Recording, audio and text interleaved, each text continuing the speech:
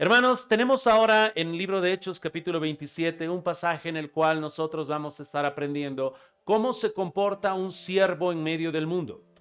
Tenemos a Pablo, el apóstol, tenemos también su acompañante que está redactando esta carta, que es Lucas, y tenemos algunos acompañantes que están con Pablo en medio del mundo. Están siendo guiados por este centurión, por estos soldados romanos, los están llevando a Roma para el juicio que le espera a Pablo. Pero ¿cómo es que se comporta Pablo? Eso es lo que vamos a ver para que nos pueda dar una guía cómo nosotros debemos comportarnos en medio del mundo que está siendo gobernado ahora por diferentes autoridades que no son cristianas. ¿Cómo es que Pablo se comportaba? Ahora, un siervo en medio del mundo tiene dos tendencias pecaminosas, las cuales yo quisiera que tú tengas gran cuidado. Uno de los peligros es que estos siervos creyentes dentro del mundo puedan estar en el mundo contaminados por la pecaminosidad del mundo. A veces les llamamos iglesias liberales, que empiezan a buscar cómo agradar al mundo y con buenas intenciones dejan que el mundo entre a las iglesias. Las cosas que se hacen dentro del mundo, dentro de la iglesia, tienen justificativo del mundo. O sea, quieren agradarles. La música en la cual se toca en la iglesia, las alabanzas, lo hacen debido a, aunque tengan buenas intenciones, para agradar al mundo. Y ese es el extremo liberal que puede tomar muchas malas decisiones. Por ejemplo, en una iglesia liberal, olvídate de escuchar el tema de disciplina eclesiástica. Hablar de disciplina eclesiástica, de que haya un pecador en la iglesia que no quiera arrepentirse y después de un proceso de muchas lágrimas se lo tenga que excomulgar. En una iglesia liberal no lo vas a hallar. Así que estas iglesias han comprometido su santidad por querer agradar al mundo y han quedado contaminadas no solamente de mala doctrina, sino que ahora toleran el pecado. Ahora hay otro extremo que también, hermanos, tengo que advertirles, está lleno de buenas intenciones. Van a decir que la sana doctrina es muy importante, y lo es, pero van a comprometerse y van a caer en un legalismo. Van a tener en muchos casos con sus buenas intenciones un pastor que es prácticamente el papa, que como tiene tanto peso por la sana doctrina, prácticamente él es la mayor autoridad incluso sobre la Biblia. No te lo van a decir así, pero todo gira en torno a él. Cada vez que hay alguna cuestión doctrinal, todos lo miran a él como si él fuera la máxima autoridad. Él tiene que ir a la palabra de Dios. Así que caen en el mismo punto y en el mismo error que se hallaba la Iglesia Católica cuando estaba Lutero queriendo, obviamente, empezar este movimiento de la Reforma, donde hay iglesias con pastores que son los papas. Y todo esto comienza también con buenas intenciones, una sana doctrina, y llegan a un legalismo con reglas y van a imponer en la iglesia reglas, hermanos, que no están en la escritura, pero que van a decir que son prudentes. No va a haber ningún versículo que los apoye, pero van a tener sus reglas que los hace sentir más piadosos, así como los fariseos. Así que, ¿cómo se comporta un siervo en medio del mundo? Primero, quiero que tengas cuidado de caer en un extremo liberal y en el otro extremo, que es el extremo legalista. ¿Qué es lo que hace Pablo? Y eso es lo que quiero que veamos juntos, hermanos, el día de hoy. Pablo, cuando tenemos en Hechos 27, en medio de todo esto que está sucediendo, está siendo llevado para ser juzgado a Roma, y Pablo resulta que va a comenzar todo esto así. Dice la palabra de Dios. Quiero que vean por favor en sus Biblias. Verso 8. Y costeándola con dificultad llegamos a un lugar que se llaman Buenos Puertos. Un nombre muy irónico porque después va a venir gran tragedia. Avanzamos, hermanos, un poquito más, por favor. Verso número 10. Varones, veo que la navegación va a ser con perjuicio y mucha pérdida, no solo de cargamento de naves, sino también de nuestras personas. Pero el centurión daba más crédito al piloto y al patrón de la nave que a lo que Pablo decía. Hermanos, van a presentarse dificultades en esta travesía que tiene Pablo. Hay grandes dificultades. La pregunta que tengo para ti es, ¿por qué, hermano? En este barco en el cual se encuentra Pablo, resulta que hay tanto problema. Hay dificultad. Al final hay un tornado tan grande, se lo llama Euroclidón, es una tormenta grande que deshace la nave. ¿Por qué le pasan estas cosas a la nave donde se encuentra el apóstol Pablo? ¿Será que Dios no quiere que Pablo llegue a Roma? No, pastor. Porque más abajo podemos ver que la voluntad de Dios era que Pablo llegue a Roma. ¿Por qué entonces suceden estas cosas tan terribles a la nave? Y una de las primeras cosas que quiero que tú y yo aprendamos, hermanos, como siervos en medio del mundo, es que las cosas buenas y las cosas malas suceden a justos y a injustos por igual. No quiero el día de hoy traer un engaño delante de ti. Si tú buscas estadísticamente cuántos inconversos se enferman y cuántos creyentes se enferman, ¿sabes qué vas a hallar? Que se enferman por igual. Así como mueren de cáncer, los inconversos mueren de cáncer también los creyentes. En muchos casos hay inconversos que mueren a muy temprana edad y también creyentes que mueren a muy temprana edad. Hace unos años atrás yo todavía estaba, al igual que muchos creyentes, consternados porque un gran apologista que se había convertido de lo que son los movimientos musulmanes, del Islam a Cristo, y estaba empezando a predicar muy joven, más joven que yo, había muerto por un cáncer. ¿Por qué este pastor apologista empezando su carrera muere? Y luego tienes al fundador de las revistas Playboy que vive tantos y tantos años lleno de corrupción. Hermanos, tenemos en este caso que suceden cosas buenas, suceden cosas malas, hay inconversos en esta nave y también a creyentes, como el apóstol Pablo. Pero lo que va a marcar la diferencia es cómo reaccionan delante de esas dificultades. Ahora, dime tú, ¿cómo reaccionó el apóstol Pablo en medio de todas estas dificultades? ¿Hubo temor? Claro que sí, pero aparte del temor hubo una firmeza. Quiero que puedas ver en la palabra de Dios, hermano, por favor, Hechos capítulo número 27. ¿Qué es lo que nos está diciendo la palabra de Dios? Dice la palabra el verso número 24. Desde el verso 23. Porque esta noche ha estado conmigo el ángel de Dios, de quien soy y a quien sirvo, diciendo, Pablo, no temas. Quiero que paremos ahí brevemente. ¿Qué es lo que le dice el mensaje de Dios a Pablo? No temas. ¿Por qué será que le dice no temas? ¿Será que hay alguna palabra de más por parte de Dios? No. Al igual que todos los que estaban en esa nave, Pablo también temía. Eso era seguro. Cuando estaban los discípulos también, uno de los mandatos que Jesús más les dice a sus discípulos es no temáis, porque nosotros tememos. Pero Pablo recibe este mensaje por parte de Dios que dice no temas. Y luego viene así la palabra de Dios en el verso 24. Pablo, no temas, es necesario que comparezcas ante César, y he aquí Dios te ha concedido todos los que navegan contigo. Hermanos, después de esto todo cambia. Pablo tiene que animar. Estas palabras en sí que tú estás escuchando es el relato de Pablo a esta tripulación diciéndoles, ha estado conmigo el ángel de Dios, este es el mensaje. Me dijo Pablo, no temas, es necesario que llegues a Roma y Dios te ha concedido todos los que están contigo. Por lo tanto, hermanos, él está compartiendo el mensaje que Dios le había dado a esta tripulación. Hay una seguridad, va a ser que estos tripulantes coman porque estaban tan preocupados que no estaban comiendo. Más adelante has escuchado tú también que algunos querían escapar en el esquife. El esquife es un barco pequeño como si fuera un salvavidas, ¿ok? Y querían escapar y Pablo le va a decir al centurión, si estos se van no vamos a poder sobrevivir. Así que el centurión manda que corten el esquife. Ahora esto es algo muy importante. Esa lanchita en la cual podían salvarse algunos tiene que ser cortada. Todo este ánimo y esta seguridad que tiene Pablo vienen de la palabra de Dios y porque Pablo confía en el propósito de Dios. Dios está en control en medio de todas estas circunstancias, hermanos. Puede haber un tornado, una tormenta, puede haberse partido el mástil, más adelante el mismo barco se va a partir, pero hermano, ¿quién está en control? Hermano, Dios está en control. Este es el concepto de soberanía que tú y yo tenemos que manejar. ¿Qué es soberanía?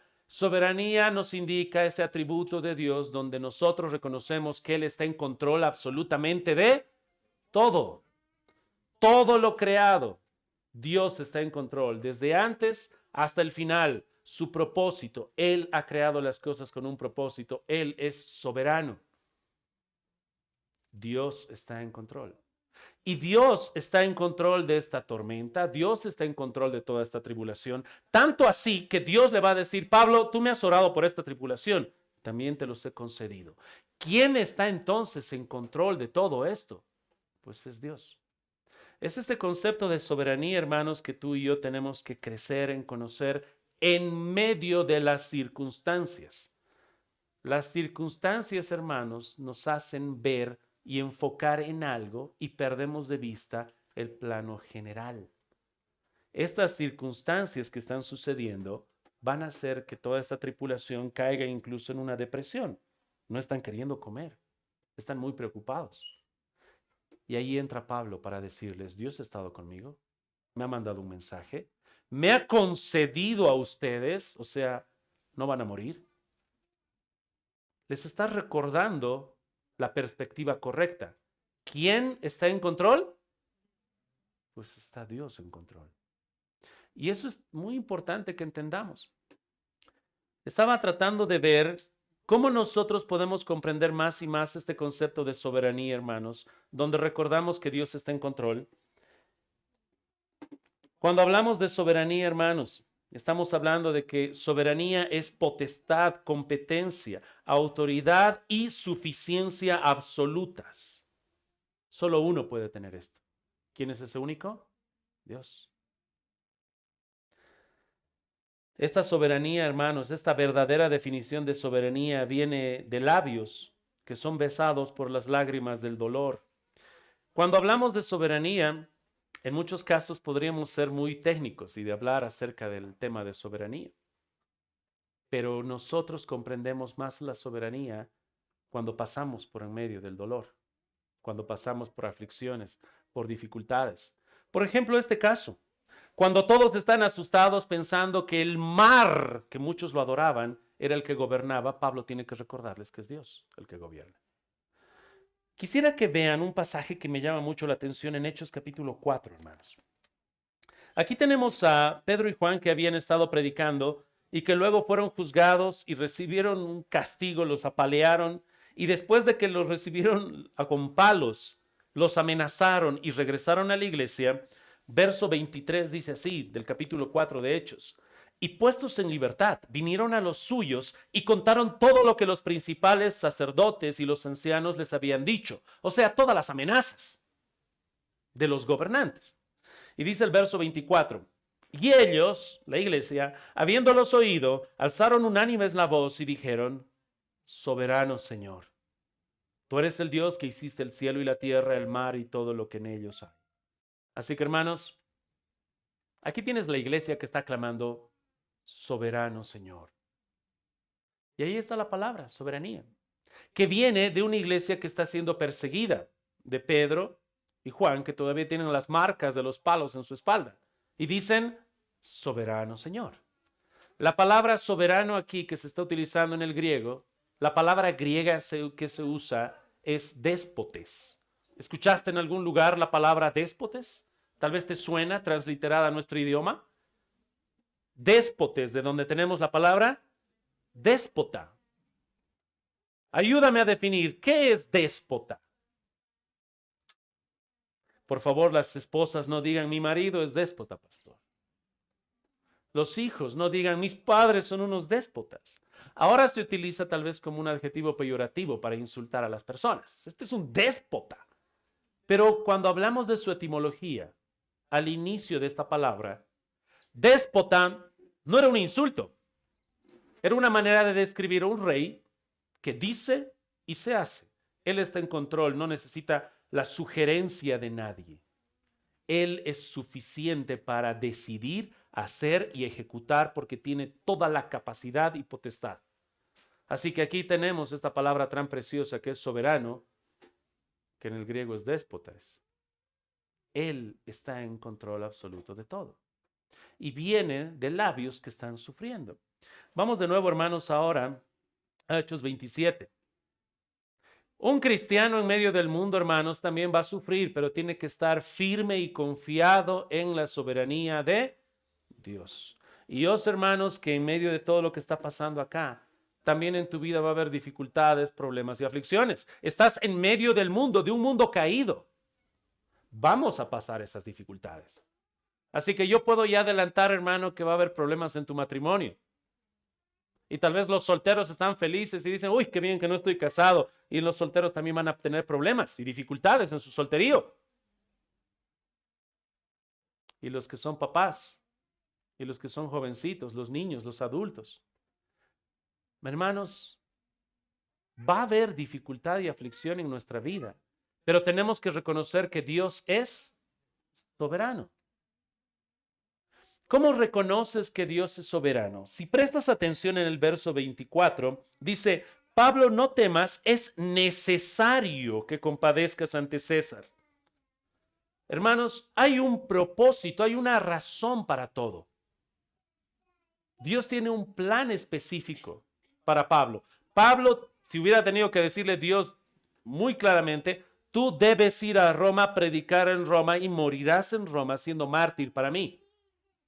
Hay un plan por parte de Dios. Y tiene que confiar en esto. Dios es soberano de esta manera. Ahora, hermanos, en medio de las dificultades y aflicciones que te digo que vas a tener, tú tienes que reconocer que Dios es soberano. ¿Cómo? Pregúntate, ¿por qué pasa esto y para qué pasa esto? A veces hacemos esto y regularmente cuando nos pasan cosas malas. Tienes una enfermedad que tal vez no esperabas y dices, ¿por qué me pasa esto a mí? Hermano, esa pregunta es buena. Tienes que clamar a Dios, buscar en Dios y que Dios te dé esa firmeza y esa seguridad. A veces nos olvidamos de la soberanía de Dios cuando las cosas nos van bien y resulta que ahora tienes buena salud. Y la pregunta que tú y yo debemos hacer en medio de buena salud es, ¿y por qué tengo buena salud? Te va mal en los negocios, hay un propósito. Va muy bien en los negocios, también hay un propósito. Pero tienes que reconocer en todo momento que Dios es soberano. Él está en control absoluto de todo lo que está sucediendo en tu vida.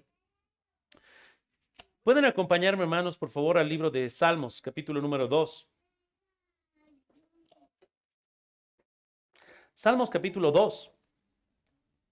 Para que veas cuán soberano es Dios, que actualmente los gobiernos se jactan de que son soberanos.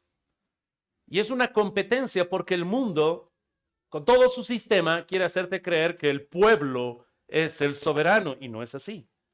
Dice el verso 1 del Salmos capítulo 2. Salmos capítulo 2, verso 1. ¿Por qué se amotinan las gentes y los pueblos piensan cosas vanas? Se levantarán los reyes de la tierra, los príncipes consultarán unidos contra Jehová, contra su ungido, diciendo, rompamos sus ligaduras, echemos de nosotros sus cuerdas. Este mundo está en contra de Dios, se declaran en contra de Dios, no quieren el control de Dios. Y el verso 4, ¿qué dice? El que mora en los cielos se reirá. El Señor se burlará de ellos, luego hablará de ellos en su furor y los turbará con su ira.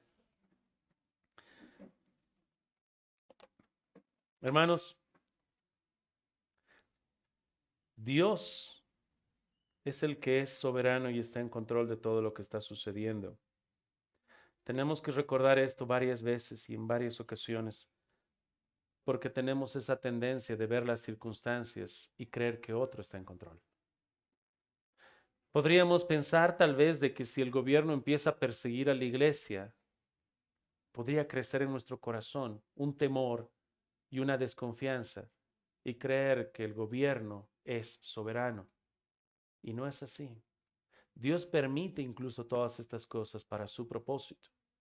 En este momento, algo que me llama mucho la atención, hermanos, que quiero compartirte en Hechos 27, todo lo que estás viendo acá sucede y Pablo se está sometiendo ¿a quién? Al centurión. En todo momento. Cuando él dice, veo que todo esto va a ser para pérdida, ¿sabes lo que hace el centurión?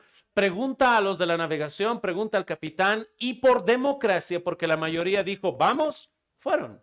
¿Le hicieron caso a Pablo? No. ¿Y qué hizo Pablo? ¿Se rebeló? Ahora dime, hermano, cuando Pablo estaba siendo llevado a Roma para su juicio, ¿era un juicio justo o un juicio injusto? Según el contexto que hemos visto en los capítulos previos, Pablo estaba siendo enviado de manera injusta. ¿Pablo se estaba sometiendo, sí o no? A pesar de ser un juicio injusto, gobernantes injustos, Pablo se estaba sometiendo al centurión y a las autoridades romanas. Hermano, nosotros creemos en la desobediencia civil, claro que sí. Nuestro rey, antes que el presidente, es Dios y tenemos que nosotros someternos a él. Pero estamos viendo cómo es que Pablo asume esto. Pablo sabe cuándo someterse a sus autoridades y lo está haciendo. Y más vale que sigamos su ejemplo y no estemos queriendo llamar desobediencia civil por cualquier cosa cuando Pablo no lo hacía. Pablo se estaba sometiendo. Era la manera en la cual Dios lo estaba guiando a predicar en Roma también. Hermanos, Pablo sabe que Dios está en control, aunque haya un centurión sobre él. Aunque haya un tornado, Dios está en control de todo lo que está sucediendo. Eso, hermano, va a producir paz en tu corazón. Recordar que Dios está recordar que Dios está en control. Eso, hermanos, va a ser lo más importante que puedas tú recordar en toda tu vida. Recuerdo hace unos años atrás, mi querida hermana me convenció, Priscila, no la conocen algunos, me convenció de ir a un parque de diversiones. Tal vez algunos de ustedes nunca se subirían, pero una montaña rusa creo que fue una de las más grandes. ¿Ok? Hermanos, ¿por qué me subí a esa montaña rusa? ¿Qué se le metió en la cabeza del pastor? Bueno, dije, mi hermanita quiere entrar, entremos. Y algunos podrían decir es peligroso, sí, pero ¿por qué confiamos en esto? En un aparato que te está llevando hasta lo más alto y te hace correr velocidades de 100 o más de 100 kilómetros por hora en medio de las alturas. Y muchos entran ahí porque saben que todo eso está bajo control. Ha habido alguien que ha diseñado todo eso y vas a llegar a tu destino. Así que por más de que haya los gritos, las emociones, hay un control y arquitectura que dominan todo eso. Obviamente si funciona todo bien. Con Dios, hermanos, no hay si funciona todo bien. ¿Será que hay algo que sale del control de Dios?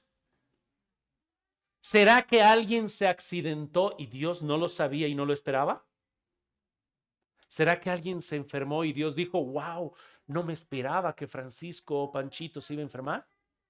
Dios está en control absoluto de todo lo que está sucediendo. Y esa confianza es la que tiene que mostrar un creyente en medio del mundo.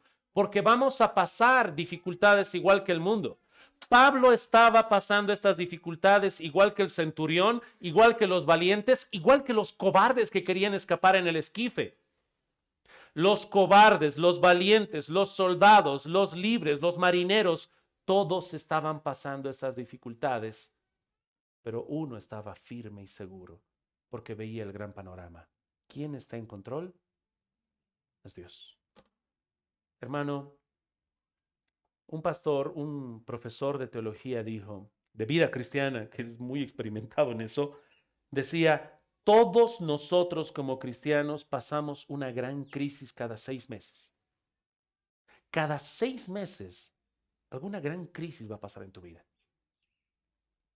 Algunos estamos más adelantaditos y más crisis nos han venido de golpe para 5 años. Pero ¿quién está en control?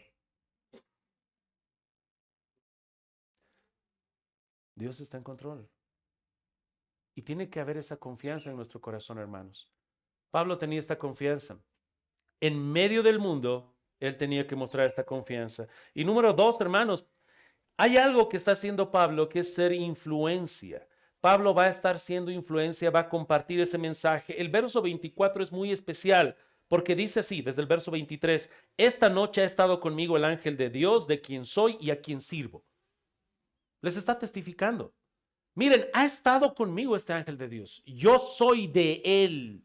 Le pertenezco, yo le sirvo a él. Y ahora les comparte el mismo mensaje, les está compartiendo la palabra de Dios. Diciendo, Pablo, no temas, es necesario que comparezcas ante César. He aquí, Dios te ha concedido todos los que navegan contigo. Pablo les está mostrando, yo soy su propiedad, este es el mensaje. Y mira, dice, te he concedido todos los que están contigo. Si hablas de que Dios le ha concedido, entonces, ¿qué estaba haciendo Pablo previamente? Estaba pidiendo por ellos. ¿Qué hacía Pablo por estas 276 personas? Estaba orando por ellos. por el centurión, por el capitán de la nave, por los tripulantes. Había otros presos aquí por si acaso.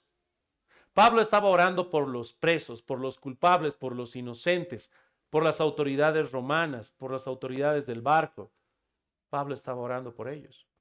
Así que hermanos, en el segundo punto que quería tocar, nosotros como siervos en medio del mundo tenemos que ser influencia. ¿Cómo somos influencia? Compartiendo que somos nosotros propiedad de Dios, compartiendo el mensaje de Dios y predicando el evangelio, orando también por todos.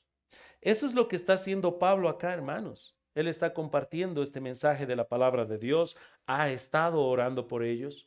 Vamos brevemente, hermanos, a Mateo capítulo 5, que hemos hablado un poco de lo que es el sermón del monte, el mayor sermón que se ha predicado. El verso número 13 y hasta el verso número 16 nos va a hablar de la influencia que debemos tener. Vosotros sois la sal de la tierra. Vosotros sois la sal de la tierra. Pero si la sal se desvaneciere, ¿con qué será salada? No sirve para nada, sino para ser echada fuera y hollada por los hombres. Verso 14. Vosotros sois la luz del mundo. Una ciudad asentada sobre un monte no se puede esconder, ni se enciende una luz y se pone debajo de un almud, sino sobre el candelero y alumbra a todos los que están en casa. Así alumbre vuestra luz delante de los hombres, para que vean vuestras buenas obras y glorifiquen a vuestro Padre que está en los cielos. Aquí tenemos una manera en la cual Dios nos ilustra cómo debemos ser nosotros. Se nos dice que debemos ser sal y debemos ser luz. Si nosotros vemos este par, podemos sacar una gran verdad. ¿Por qué se menciona que somos la sal? Y algunos dicen porque damos sabor al mundo. Pero no es tanto así. Porque si ves en la analogía de la luz, somos luz para resplandecer en medio de tinieblas. Hay luz y tenemos que ir en contra de las tinieblas. Somos sal y la sal tiene un componente muy importante que sirve para preservar. Es por eso que se usa para esa preservación, para ir en contra de la corrupción y contaminación. Así que tienes sal para esa preservación, ir en contra de la corrupción y degradación, y el hecho de ser luz que va en contra de lo que son las tinieblas. Y ahí es donde tú y yo nos hallamos ahora, hermanos. Pablo tenía que ser esa influencia en todo este grupo, y creo que sí, hermanos, es gran influencia. Ya que cuando empieza esta travesía, el centurión tiene que tomar una decisión, escucha a Pablo, escucha a la tripulación, ¿y a quién hace caso? A la tripulación. A la mayoría. Vamos, pues vamos. Y cayeron en un tornado. Termina esta travesía con todo este conflicto. Al final, ¿a quién termina escuchando? A Pablo. Pablo le dice, tienes que cortar el esquife. Hay que cortar el esquife. Tal vez para ti suena muy ligero, pero tienen que cortar el único barquito que puede sacar a la vida a algunos. Al final, cuando el barco se estaba partiendo en dos, dice que los soldados querían sacar sus espadas y matar a los prisioneros, porque era lo que se hacía. No podían escapar. Si escapaban, los soldados iban a cargar el peso de la condena de esos presos. Así que deciden sacar sus espadas y matarlos. ¿Y qué hace el centurión? No lo hagan, porque quería preservar la vida de quién. Pablo había tenido un gran impacto en la vida. Había influenciado a todos estos hombres. Pero todo esto, hermanos, no es una influencia vacía, está basada en la palabra de Dios. Él les comparte el mensaje de la palabra de Dios. Él ha estado orando por ellos también. Nosotros, hermanos, tenemos que reconocer también que en el mundo hay tinieblas, en el mundo hay una corrupción grande y más vale que vayamos creciendo. Hoy tengo delante de ti la presentación, hermanos, de un ídolo que se está predicando bastante. Tú dirás, pastor, ¿cuál es este ídolo? La Virgencita de Urcupiña. No, otro. Te voy a leer. No puedo decirte por el momento quién ha escrito esto, pero es una autoridad pública muy importante. Si actualmente tuvieras que poner la lista de los líderes mundiales, este está entre los primeros 3 líderes mundiales. El ídolo del cual te voy a hablar hoy es la democracia. La democracia. Sí. Porque nosotros reconocemos que Dios es soberano, amén. Pero en muchos casos se predica una soberanía del pueblo. Dice así este líder de la democracia. Te estoy leyendo palabra por palabra lo que él ha dicho. Democracia es más que solo una forma de gobierno. Es un camino de cómo ser. Es una manera de ver el mundo. Un camino que define quiénes somos, qué creemos y por qué hacemos lo que hacemos. La democracia es simplemente así de fundamental. Hermanos, en muchos casos la democracia se ha vuelto el ídolo de muchos. Nosotros reconocemos que Dios es soberano y estamos batallando en contra de todos estos pensamientos y cosmovisiones. Ahora, nosotros sí, obviamente, queremos que haya democracia en el sentido de que se pueda elegir a las autoridades, todo eso está bien, pero debemos reconocer que incluso la democracia, como este estilo de gobierno, es igual corrupto. No es solamente que lo que la mayoría decide al final se convierte en bueno, no es así. El único gobierno que nosotros buscamos es el reino de Dios en su eternidad, para siempre, el reino perfecto de nuestro Señor. Amén. El resto, hermanos, no, no pongas tu esperanza en la democracia. No lo pongas. Ni en un rey, ni en una reina. El verdadero reino de nuestro Señor es nuestra esperanza y es lo que estamos buscando.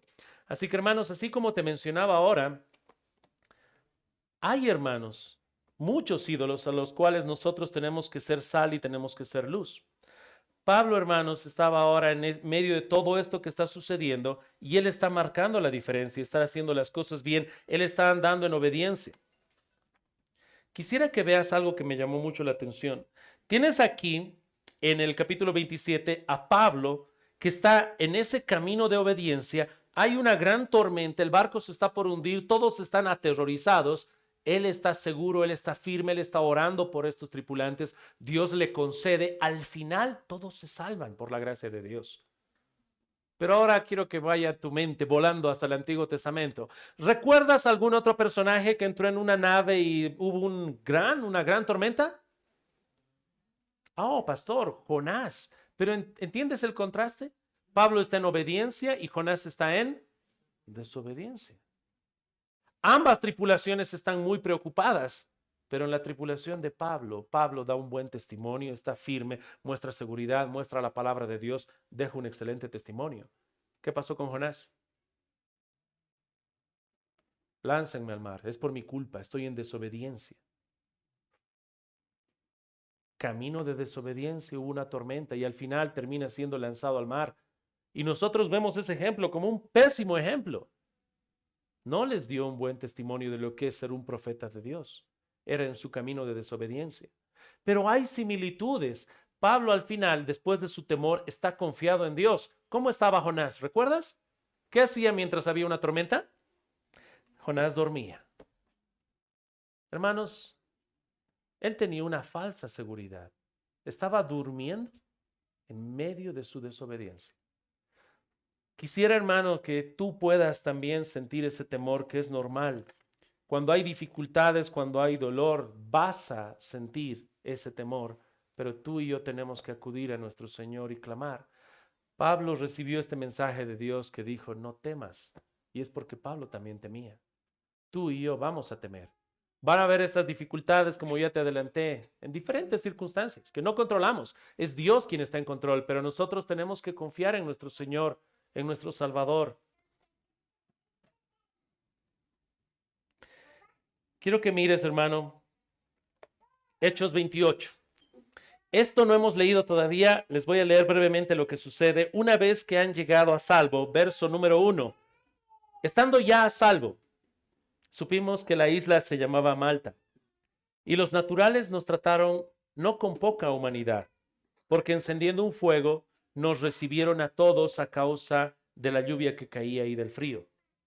Entonces, habiendo recogido Pablo algunas ramas secas, las echó al fuego. Y una víbora, huyendo del calor, se le prendió en la mano. Cuando los naturales vieron la víbora colgando de su mano, se decían unos a otros, ciertamente este hombre es homicida, a quien escapando del mar la justicia no deja vivir. Pero él, sacudiendo la víbora en el fuego, ningún daño padeció. Ellos estaban esperando que él se hinchase o cayese muerto de repente, mas habiendo esperado mucho y viendo que ningún mal le venía, cambiaron de parecer y dijeron que era un dios. ¿Te pusiste a pensar esto, hermanos? Estas personas que no conocen a Dios, las personas que no conocen a Dios en esta isla, van a ver que esta gente acaba de llegar de un tornado, su nave se acaba de partir en dos, han salido vivos los 276 y ahora ven a este hombre llamado Pablo que está colocando ramas secas para prender una fogata y dar un poco de calor. Y de repente, estos nativos que conocen muy bien todas las criaturas que están por ahí, ven una serpiente, que todos ya saben que el que le pica eso muere. Y se le prende del brazo a Pablo. Así que todos ellos ya miran eso y dicen, ok, acaban de salir vivos de semejante travesía y le ha picado una serpiente. Este hombre es un homicida. No puede escapar de la muerte. De que tenía que morir, tenía que morir. Así que el concepto de estos naturales que no conocen a Dios al ver estas circunstancias es, un hombre malo es tan perverso, tiene que morir. Esperan un rato, ya se va a hinchar, no se está hinchando, bueno, ahorita va a caer y va a morir.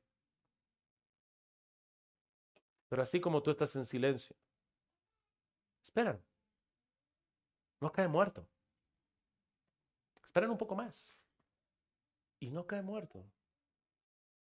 Y empieza a cambiar su manera de pensar. Este no es un homicida, este es un Dios, porque no muere, ni las víboras lo han podido matar.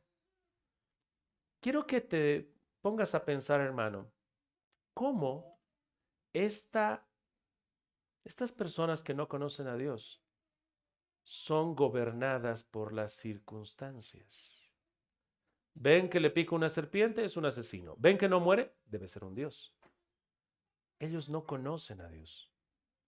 Las circunstancias son su mayor autoridad y están totalmente errados. Ahora, nosotros que vemos todo el cuadro y sabemos que Dios es soberano, hermano, ¿por qué no murió Pablo muerto por una serpiente? Porque Dios tenía un plan, no llegó su hora. Pablo tenía que ir a Roma, como se le había dicho en el mensaje, es necesario que compadezcas ante César. Así que hermanos, los que no conocen a Dios son gobernados por circunstancias. Los que son creyentes y conocen la soberanía de Dios son gobernados por su palabra y por Dios. Y esto es importante, hermanos, para que yo pueda concluir. Hermanos, estamos en este mundo y debemos ser guiados nosotros por la palabra de Dios, no solo por circunstancias. ¿Qué vas a hacer en el resto de tu vida? ¿Qué decisión vas a tomar? Y espero que no sean solamente circunstancias que te guíen a tomar decisiones. Más vale que no estés viviendo como estos hombres que no conocen a Dios, que las circunstancias les hacen decir es un asesino o es un Dios. Pero cuando no conoces a Dios, eso es lo que sucede. ¿Te van las cosas bien? Debo estar haciendo las cosas bien. ¿Te van las cosas mal? Debo estar haciendo las cosas mal. Tú debes ser guiado por la palabra de Dios, no solo por circunstancias. Esas circunstancias, hermanos, en muchos casos nos pueden engañar. En el libro de Job vemos a un hombre que le estaba yendo todo mal, perdió todo. Y eso es lo que sus amigos querían decirle. Si te está yendo en todo mal, entonces tú debes tener algo malo. Y no era así. Queridos hermanos, cada uno de ustedes anda tomando decisiones día tras día. Decisiones de qué va a hacer con su economía, qué va a hacer con su esposa, qué van a hacer con sus hijos, decisiones de dónde van a vivir, dónde van a trabajar, cómo van a invertir su tiempo. Y espero que no estés tomando decisiones cegado solo por circunstancias. Debes buscar la guía y la dirección de Dios en su palabra. Y debes ver esas circunstancias controladas por Dios. Hay un propósito para esas circunstancias, pero ten mucho cuidado. Hace un tiempo atrás, cuando hablábamos a los jóvenes de cómo encontrar la voluntad de Dios, hablábamos de la palabra de Dios, hablábamos de oración, hablábamos de consejeros, pero no solo circunstancia. Y hablábamos del ejemplo claro donde un muchacho estaba orando y decía, Señor, ¿será que me debo casar con María? Y de repente pasó una monjita que decía de la Sagrada Orden de María, y él vio María. ¿Por qué me sale ahí el nombre de María?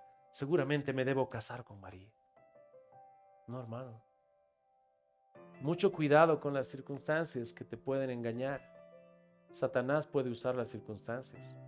Un hombre puede usar circunstancias. Tus padres, hasta tu mayor enemigo podría manipular las circunstancias. El mismo gobierno.